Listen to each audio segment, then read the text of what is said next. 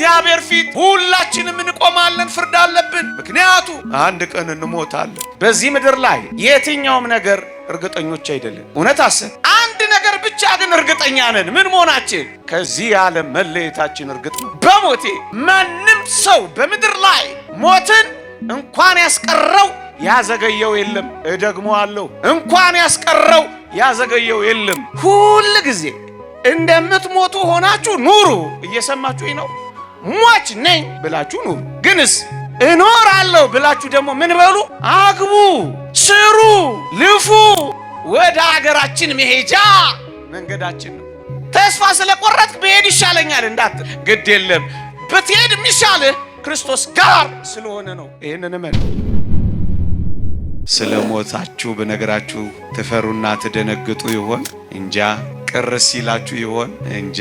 እስኪ ጥቂት እንስማ። እግዚአብሔር ከሁላችንም ጋር ይሆንልን። በመጽሐፍ ቅዱሳችን ረጅሙን ዕድሜ የኖረው ሰው ማቱሳላ ይባላል። 969 ዓመት ነው የኖረው። እንደ አዳም 930 እንደ ኖህም 950 ዓመት አይደለም የኖረው፣ 969 ዓመት ነው የኖረው። ማቱሳላ ማለት ትሞታለህ ማለት ነው። የዚህ ሰው ዕድሜ ሲረዝም፣ የዚህ ሰው ዘመን ሲጨምር፣ ይሄ ሰው ዓመት ሲደግም፣ ይሄ ሰው ዘመን ሲያረጅበት አንድ ነገር መርሳት የለበትም። ሟች መሆኑን መርሳት የለበትም። ቀን ሲጨመርልን እሰይ መልካም ነው፣ ግን አንድ ነገር እንዳንረሳ እንሞታለን።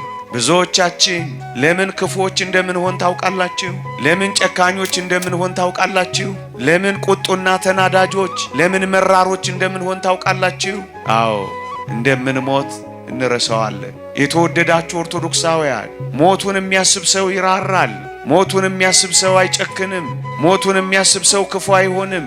እንደሚሞት የሚያስብ ሰው አይስገበገብም። አንድ አባት እንዲህ ይላል፣ ዛሬን ብቻ እንደሚኖር ለራሱ የሚነግር ሰው ኃጢአት አይሰራም ይላል። ዛሬን ብቻ እንደምትኖሩ አስቡ።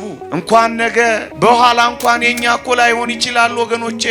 እንዳትረሱ እንሞታለን። አንዳንዶች ከዚህች ዓለም የማይፈናቀሉ እየመሰላቸው ምናልባት አንዳንዶችን ሊያፈናቅሉ ይችላሉ። ትዳራቸውን ሊያፈናቅሉ ይችላሉ። ምድራቸውን ሊያፈናቅሉ ይችላሉ። ግን እንዳትረሱ ከዚህች ምድር መፈናቀላችን አይቀሬ ነው። እንሞታለን። ምንም እንሁን ምን ሟቾች ነን። በልዑል እግዚአብሔር ፊት ሁላችንም እንቆማለን፣ ፍርድ አለብን። ምክንያቱ አንድ ቀን እንሞታለን። ይሄን ሊያስረዳልኝ የሚችል አንድ ጥሩ የታሪክ ምሳሌ ላምጣ። ታላቁ ፈላስፋ ዲዮጋን ንጉሥ እስክንድርን ማስተማር ፈለገና ምን አደረገ መሰላችሁ? አንድ ቀን የአባቱ የንጉሥ ፊልጶስ መቃብር ነበረ። ንጉሡ የአባቱ መቃብርን በሚጎበኝበት ቀን ዲዮጋን ከንጉሡ አስቀድሞ የመቃብሩ ቦታ ሄደላችሁና የመቃብሩ ቦታ ላይ የሙታንን አስከሬን እየገላለጠ ዲዮጋን ፈላስፋው የራስ ቅላቸውን ይፈልግላችሁ ጀመረ። በዚህ ጊዜ ንጉሥ እስክንድር ከአጃቢዎቹ ጋር መጣላችሁ እና ምን ሆነ መሰላችሁ? ዲዮጋንን ያውቀው ስለነበር ንጉሡ ዲዮጋን ሆይ ዛሬ ደግሞ በዚህ በመካነ መቃብር የራስ ቅል የምታተራምሰው ምን ሆነ ነው አለው። ዲዮጋንም እንዲህ ብሎ መለሰ፣ ንጉሥ ሆይ በጣም ይገርምሃል። ዛሬ የአባትን የንጉሥ ፊልጶስን የራስ ቅል ፈልጌ ነበረ፣ ግን በጣም ይገርምሃል የአባትን ራስ ቅል ከሌሎች ሰዎች ራስ ቅል መለየት እኮ አቃተኝ። ንጉሥ ሆይ እስኪ አባትን ራስ ቅል ለይተህ አሳየኝ ብሎ ጠየቀው። ንጉሡም ደነገጠ። ለካ እውነት ነው።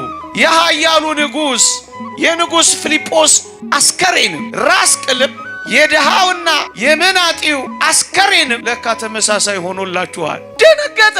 ለካ በመቃብር ንጉሡም ወታደሩም ኃያሉ ደካማው ባለጸጋውም ድሃውም ለካ የራስ ቅሉ አንድ አይነት ነው የሚሆነው። ለካ የቆመው አፈር ነው የተለያየው። ለካ የአፈር ጥቂት ሰነባብቶ ሲቀመጥ ለካ አፈሩ እኩል ነው የሚሆነው። ለካ አጥንቱና ጽሙ እኩል ነው የሚሆነው። እናንት ግፈኞች ሆይ ትሞታላችሁ። እናንት ጨካኞች ሆይ ጨካኙ ሞት ይይዛችኋል።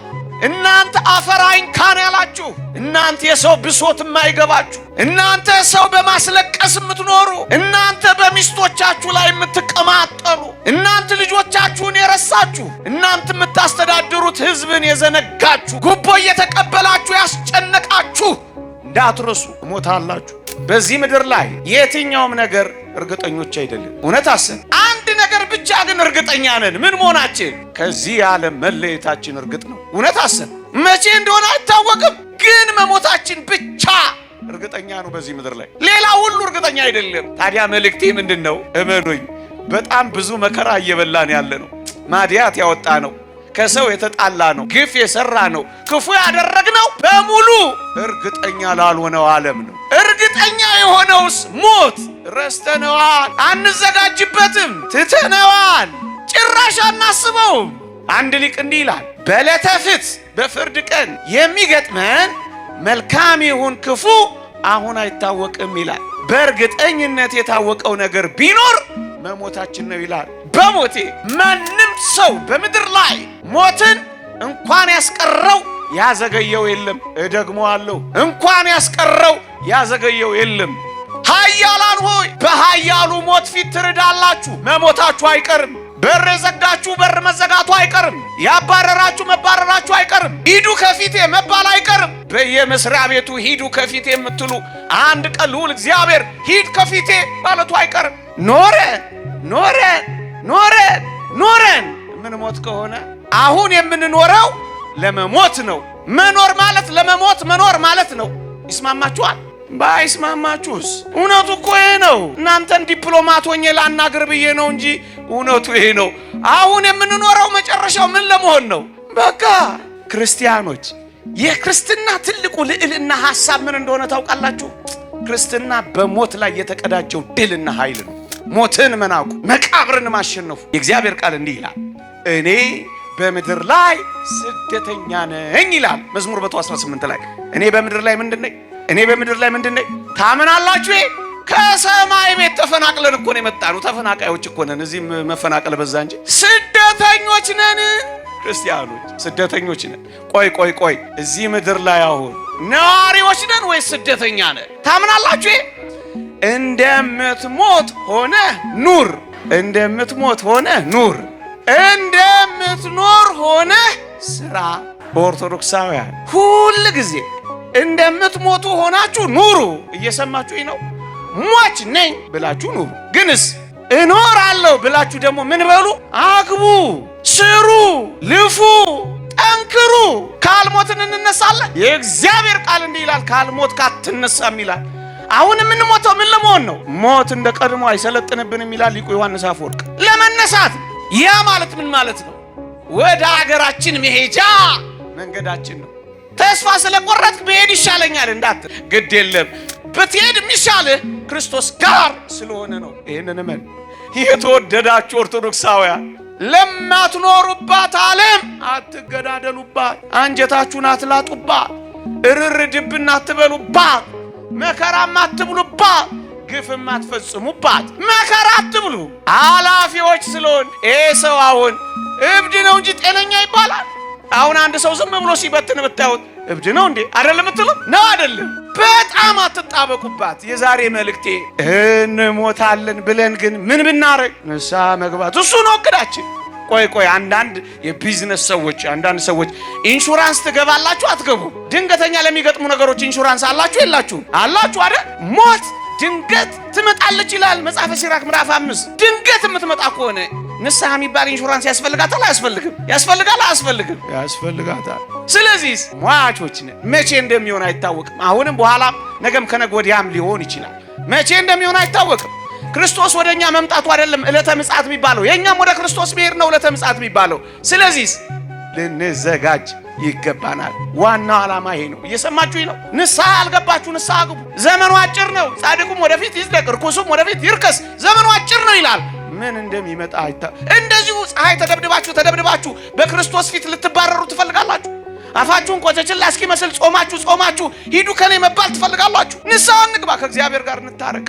የሉቃስ ወንጌል ምዕራፍ 12 ቁጥር 19 እንዲህ ይላል። ልብ ብላችሁ ስሙኝ፣ ቤት ስትገቡ አንብቡት። የሉቃስ ወንጌል ምዕራፍ 12 ቁጥር 19 አንድ ሰው እንዲህ አለ፣ ጎተራዬን አፍርሼ ሌላ የሚበልጥ እሰራለሁ፣ በዚያም ፍሬዬንና በረከቴን ሁሉ አከማቻለሁ። ነፍሴንም አንቺ ነፍሴ ለብዙ ዘመን የሚቀር ብዙ በረከት አለሽ፣ እረፊ፣ ብዪ፣ ጠጪ፣ ደስ ይበልሽ እላታለሁ እያለ ይንጎራደድላችኋል። ጎተራው የሞላለት፣ ፍሬው ያማረለት፣ ጎተራው የጠበበው እንደገና አስፍቶ ለመስራት ያቀደው ሰው እዩት። አፍርሼ ሌላ እሰራለሁ። እሰይ ጥሩ ነው። እንኳን አፍርሰ ሰራ መልካም ነው። ደግሞ በጎተራ ይሞላለሁ። እሰይ ደስ ይላል። ውጣ ውረድ፣ ዳር ኳል፣ ውለድ፣ ክበድ፣ በጣም ደስ ይላል። ልፋ ሀብታ ደርጅ መልካም ነው። ነፍሴን አንቺ ነፍሴ ለብዙ ዘመን የሚቀር ብዙ በረከት አለሽ። እረፊ ቢ ጠጪ እላታለሁ አለላችሁ። እና አስታውሼ ጨክኜ አስታውሻችሁ በድዬ ከሆነ እግዚአብሔር ይቅር ይበለኝ፣ እንዳልበደልኩ ይሰማኛል። ግን እቺን እንኳን አስታውሱ እስኪ። ይቆየን።